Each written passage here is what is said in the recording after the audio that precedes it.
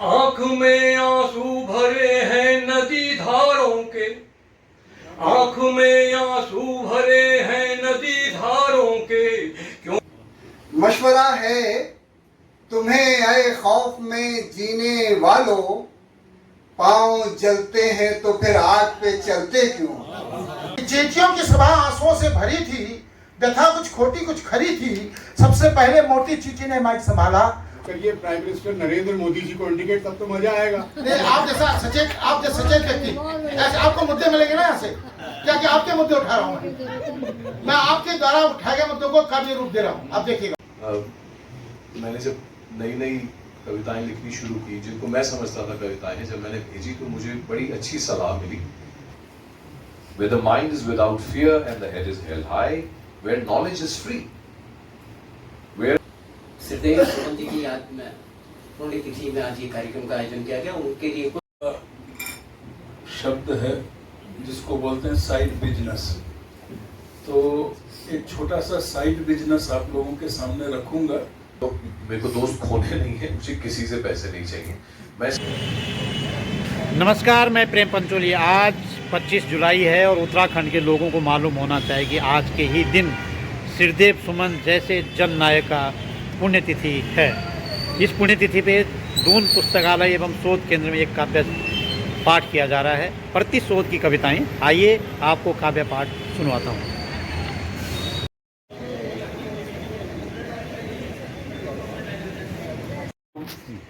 और पानीदार होते हम, पानीदार होते हम, जिस जगह पानी बहुत हो कम, और पानीदार होते हम। आंख में आंसू भरे हैं नदी धारों के, आंख में आंसू भरे हैं नदी धारों के। क्यों सहारा मांगते टूटे किनारों से, टूटे किनारों से। जिस जगह भी रोशनी हो कम, जिस जगह भी रोशनी हो कम, उस जगह पर आग बोते हम। जिस जगह भी रोशनी हो कम, उस जगह पर आग बोते हम। उस जगह पर आग बोते हम, और पानीदार होते हम। जिस जगह पानी बहुत हो कम, और पानीदार होते हम। जहाँ झूठा व्याकरण शब्दार्थ बिकते हो, जहाँ झूठा व्याकरण शब्दार्थ बिकते हो, खून में डूबे हुए संवाद बिकते हो, संवाद बिकते हो। हथियार से इतिहास लिखते तुम, हथियार से इतिहास लिखते तुम, और कलम से प्यार लिखते हम, और कलम से प्यार लिखते हम, और पानीदार होते हम। जिस जगह पानी बहुत हो कम, और पानीदार होते हम। एक स्थिति ऐसी भी आती है जब आप चाहते हैं कि आप लिखें और कई बार उससे रोक भी दिया जाता है। यह नदी है सृजन की, इसको नहीं रोको।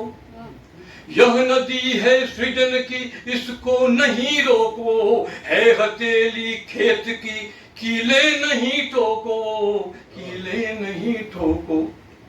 जिस जगह आवाज होती कम, जिस जगह आवाज होती कम, उस जगह साहित्य बोते हम, उस जगह साहित्य बोते हम, और पानीदार होते हम।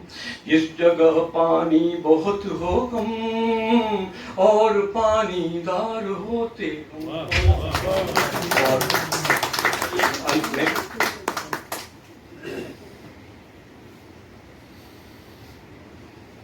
नदियों में बस्ती है, बस्ती में पानी।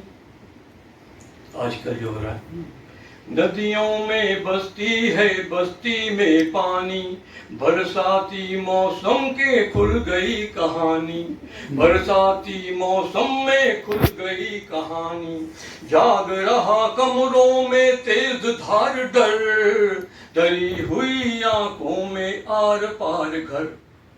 अखबारी खबरें हैं खबरों में पानी, अखबारी खबरें हैं खबरों में पानी, बरसाती मौसम में खुल गई कहानी।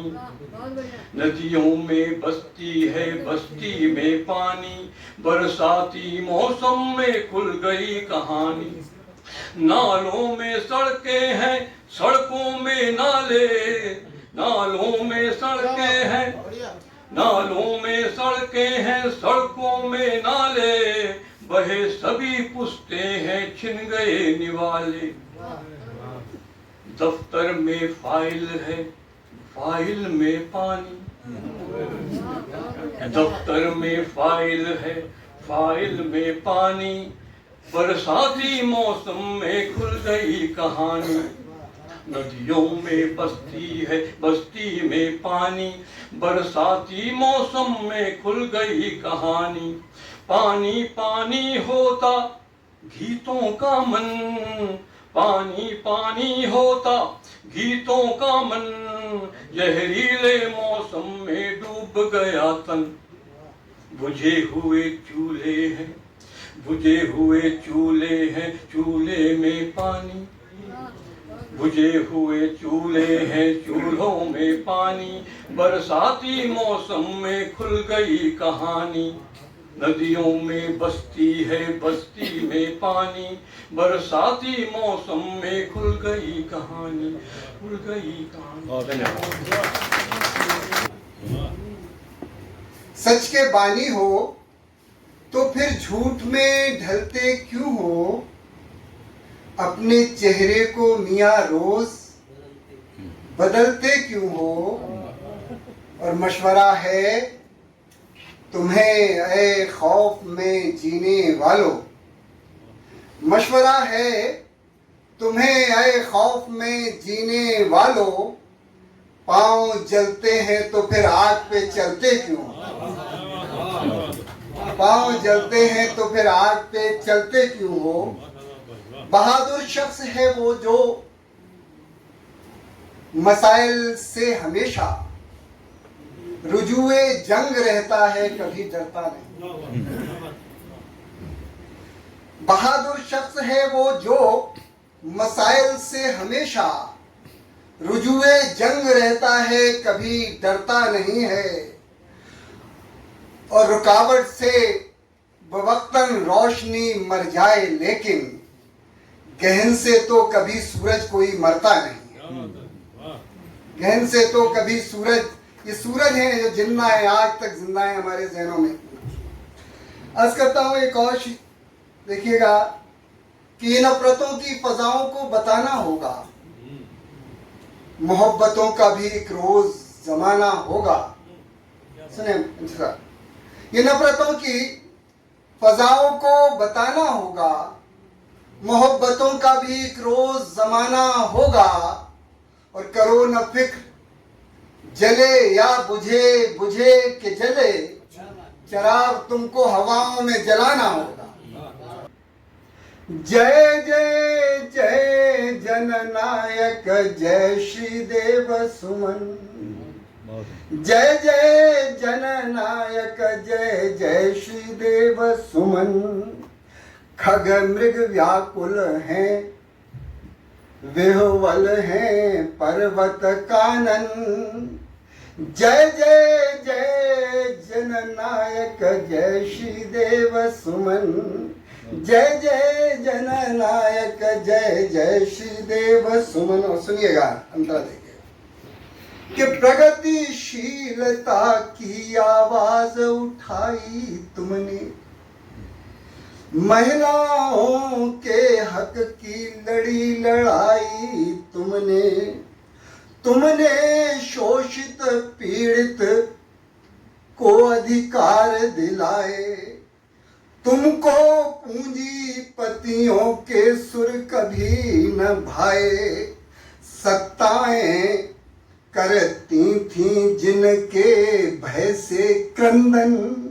जय जय जय जननायक जय श्री देव सुमन, जय जय जननायक जय जय श्री देव सुमन।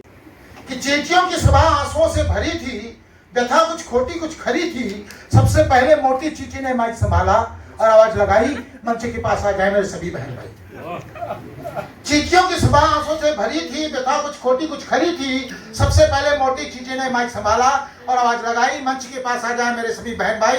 तभी पीछे से किसी ने काला झंडा उठाया और विरोध जताया, आप ही रोजाना क्यों माइक संभालती हैं? आप ही रोजाना क्यों माइक संभालती हैं? हमें पता है आप नेता का किचन खंगालती हैं। तभी एक चींटी ने बताया, मैं भी आज एक नेता के घर घुसी थी, मेरे मन में कल्पनाएं, चेहरे पे खुशी थी, लेकिन किचन के तमाम कोने खंगालने के बाद मेरा विश्वास जगमगाया, मुझे पसीना आया, मैंने बोरियों को अनाज से नहीं नोटों से भरा पाया। फिर मैंने पास की इमारत का चक्कर लगाया, वहां भी दृश्य भिन्न पाया। वहां की किचन स्टोर भी हमारे लिहाज से बेकार थी, वहां भी बोरियों में अनाज नहीं यूरिया चारा की भरमार थी। तभी एक तंदुरुस्त चींटी ने बताया, एक मैं हूं, जितना भी खाऊं मुझे सदा भूख लगी रहती है। तभी एक तंदुरुस्त चींटी ने बताया, एक मैं हूं, जितना भी खाऊं मुझे सदा भूख लगी रहती है, क्योंकि मेरे मालिक की बोरी रिश्वतखोरी से भरी रहती है। मैं आपके द्वारा उठाए गए मुद्दों को कार्य रूप दे रहा हूं, आप देखिएगा। बैंक अधिकारी ने पेंशन धारक से जीवित होने का प्रमाण पत्र मंगाया तो अगला चकराया। बैंक अधिकारी ने पेंशन धारक से जीवित होने का प्रमाण पत्र मंगाया तो अगला चकराया। बोला, आपको हर काम में अड़ंगा लगाने की आदत हो गई है, अच्छे खासे आदमी से सबूत मांगते हैं, ये तो हद हो गई है। बैंक अधिकारी ने कहा, हमारी मजबूरी है, नियमानुसार ये प्रमाण पत्र जरूरी है। माना आपका दिल धड़कता है, दिमाग चलता है, पर बिना कागज के बैंक आपको मरा समझता है। पेंशन धारक लौट कर आया, अपने दोस्त को बताया, ये बैंक वाले भी अजब हो गए हैं, इनके काम करने के तरीके गजब हो गए हैं, हाजिर को नाजिर नहीं जानते, अच्छा खासा जिंदा हूं जिंदा नहीं मानते। देखिएगा कब यहाँ से प्रारंभ होती है। दोस्त ने कहा, ठीक ही तो है, सारे देश में अराजकता व्याप्त है, लेकिन तुम्हारी संवेदना समाप्त है। सारे देश में अराजकता व्याप्त है, लेकिन तुम्हारी संवेदना समाप्त है। और जब ये सिले हुए ओंठ लिए शोषित पीड़ित से रह सकते हो, तो स्वयं को जीवित कैसे कह सकते हो? भ्रष्टाचार घूसखोरी के बड़े बड़े मामले, भ्रष्टाचार घूसखोरी के बड़े बड़े मामले तुम्हें नहीं खटकते, सही तो है, मुर्दों के दिल नहीं धड़कते। अरे जिंदा हो तो जिंदा दिली का कोई सबूत बताओ, कोई धड़कता किस्सा सुनाओ, बताओ कभी किसी प्यासे को दिया पानी या पिलाया, बताओ किसी भूखे को दिया खाना या पिलाया किसी प्यासे को पानी, या घायल पड़े राहगीर अनजान को किया रक्तदान, बचाई किसी की जान। कोई ऐसा किस्सा सुना सकते हो, जिंदा दिली का सबूत बता सकते हो? आंधी में गिरे कितने छप्पर उठाए, आंधी में गिरे कितने छप्पर उठाए, किसी जरूरतमंद के कितना काम आए, या कभी किसी जुल्म के खिलाफ आवाज लगाई, किसी गरीब के आपसे पूछे मेरे भाई, कोई ऐसा किस्सा सुनाओ, जिंदा दिली का सबूत बताओ। मैंने कहा, डॉक्टर साहब आपको अपनी बीमारी दिखाता हूँ, परेशानी बताता हूँ, जब भी बिना ऐनक वाहन चलाता हूँ परेशान हो जाता हूँ, आंखें झिलमिलाती हैं, साफ नहीं देख पाती हैं, धुंधला नजर आता है, आंख में पानी आता है। डॉक्टर ने कहा, बरखुरदार बेफिक्र रहो, परेशान बेफिक्र रहो, कोई चिंता ना करो, आंख में पानी आना बीमारी नहीं, लोहे परेशानी है, जिंदगानी निशानी है, वरना बताइए आपको किसकी आंखों में पानी नजर आता है? मैं जब भी किसी नेता को अदालत आते या जेल जाते देखता हूं, साथ में अंगुलियों का वी से निशान बनाते पाता हूं, हैरान हो जाता हूं, समझ नहीं पाता हूं, हाथों में हथकड़ी लगी है, फिर भी अकड़ इतनी कि चेहरे पे हेकड़ी धरी है। मुझे तो लगता है वो जमीन पसंद जमाना कब का गुजर चुका है, अफसोस कहां तक करें, हम सबकी आंखों का पानी गुजर चुका है।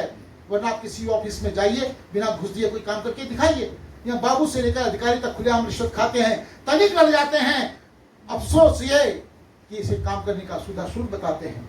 और सरकारी अस्पताल इसका और भी बुरा हाल है, यहाँ प्राइवेट प्रैक्टिस करते डॉक्टर का अलग ही नक्शा है, इसने गरीब गुरेबे तक को नहीं बख्शा है। ये तमाम जांच दवाइयां बाहर से बताता है, खुलेआम कमीशन उड़ाता है, तनिक लग जाता है। अरे आपको क्या क्या बताऊं, क्या क्या गिनाऊं, चौराहे पे खड़ा ट्रैफिक वाला हो या एजेंट कमीशन वाला हो या शिक्षक प्रशिक्षक या कोई लाला हो, मुझे तो लगता है कि पूरा पूरा का पूरा समाज भ्रष्टाचारी धंधे में डूब गया है। अफसोस कहाँ तक करें, हम सबकी आंखों को पानी सूख गया है। तो काफी देर सोचने के बाद वो कहती है कि आप ना ये जो भी लिखते हो इसको ना आइटम बोला करो। मैं उस दिन से डर के मारे कोशिश तो नज्म लिखने की करता हूँ, लेकिन निकलती आइटम है। तो आप कुछ नज्म नुमा आइटम मुलाजा फरमाएंगे। अंदर जाते हैं, अंदर जाते हैं, बहुत अंदर जाते हैं। कुछ अपने रंग जिन्हें हम खुद नहीं पहचानते उन्हें नाम देते हैं। पहचाने हुए लाल काला हरा गुलाबी, या ये जिन्हें छिपा रहना चाहिए था, ये वाला जिन पे हमें आज भी शर्म आती है, ये जिन्हें हमने खुद जमीन में गाड़ दिया था, ये सब इन सब रंगों से धीमी आवाजों में बात करते हैं, हाल चाल पूछते हैं, अपना बताते हैं, फिर हिम्मत करके लफ्जों की कूंची को इनमें डुबोते हैं, कुछ लिखते हैं, कुछ बनाते हैं, जिन्हें आप आज सुन रहे हैं, पढ़ रहे हैं, सुन पा रहे हैं। ये वही रंग है। अब ये लाइनों में, लफ्जों में फुल स्टॉप और कॉमा से भिड़ते हुए अपनी जगह बनाते हुए नजर आते हैं। हम तो सिर्फ अंदर जाते हैं, बहुत अंदर जाते हैं। सफर रहे लेकिन थकान का जिक्र नहीं, मुश्किल जितनी भी आ जाए पर सच जबान पर रहता हो, बस और नहीं कुछ चाह मेरी, बस इतना ही वरदान चाहिए, मुझको मेरे सपनों का एक ऐसा हिंदुस्तान चाहिए। हाँ, मुझको मेरे सपनों का एक ऐसा हिंदुस्तान चाहिए।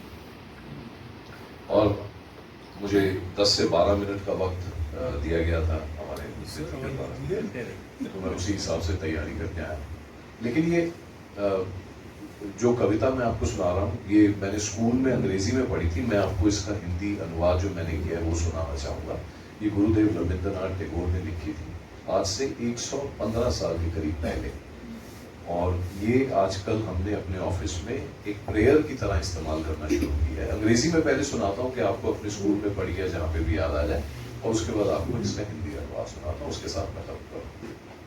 Where the mind is without fear, where the mind, और इमेजिन कीजिए कि 115 साल पहले जब ये कविता लिखी गई थी, तब से लेकर आज तक ये कविता क्यों रेलेवेंट है, आज भी हमें इस कविता की जरूरत क्यों होनी चाहिए। Where the mind is without fear and the head is held high, where the mind is without fear and the head is held high, where knowledge is free, where the world has not been broken up into fragments by narrow domestic walls, where words come out from the depth of truth, where tireless striving stretches its arm towards perfection, where the clear stream of reason has not lost its way into the dreary desert sand of dead habit, where the mind is led forward by thee into ever-widening thought and action, into that heaven of freedom, my Father, let my country awake. जिस तरह आपके ये पल्ले नहीं पड़ी पूरी तरह से, उसी तरह ये स्कूल में मेरे भी पल्ले पूरी तरह से नहीं पड़ी, क्योंकि हम जितना मर्जी पढ़ लें, अंग्रेजी अंदर तक वैसे जाती नहीं जैसे हमारी जबान जाती है। आजादी का मतवाला था, श्रीदेव सुमन भी आला था।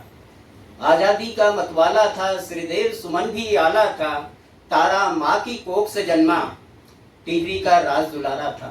तारा माँ की कोख से जन्मा, टिहरी का राज दुलारा था स्वाभिमानी संघर्षशील, पुरुषार्थ से था वो भरा। था स्वाभिमानी संघर्षशील, पुरुषार्थ से था वो भरा। देश की मिट्टी की खातिर अंग्रेजों से भी था लड़ा। देश की मिट्टी की खातिर अंग्रेजों से भी था लड़ा। और जुल्म बढ़ा जब प्रजा पर तो आंख तरेरी राजा पर। जुल्म बढ़ा जब प्रजा पर तो आंख तरेरी राजा पर। देख सुमन के तेवर ऐसे, फिर राजा भी घबराया था। देख सुमन के तेवर, फिर राजा भी घबराया था। जेल में डाला राजा ने, पर सुमन कब भयभीत हुए। जेल में डाला राजा ने, पर सुमन कब भयभीत हुए। अनशन पर वो बैठ गए, जनता के मनमीत हुए। अनशन पर वो बैठ गए, जनता के मनमीत हुए। आखिरी लाइन है इसकी। दम तोड़ दिया उसने लेकिन झुका नहीं राजा के द्वार। दम तोड़ दिया उसने लेकिन झुका नहीं राजा के द्वार।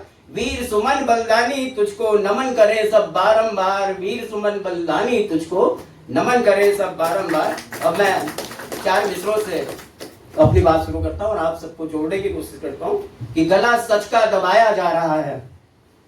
गला सच का दबाया जा रहा है, सियासत से भरोसा जा रहा है। गला सच का दबाया जा रहा है, सियासत से भरोसा जा रहा है। और कतर के पर हमारे देखिए तो हमें उड़ना सिखाया जा रहा है। कतर के पर हमारे देखिए तो हमें उड़ना सिखाया जा रहा है, और झूठ की हम पैरवी करते नहीं है। 4 मिसरे और है कि झूठ की हम पैरवी करते नहीं है, इसलिए लगते उन्हें अच्छे नहीं है।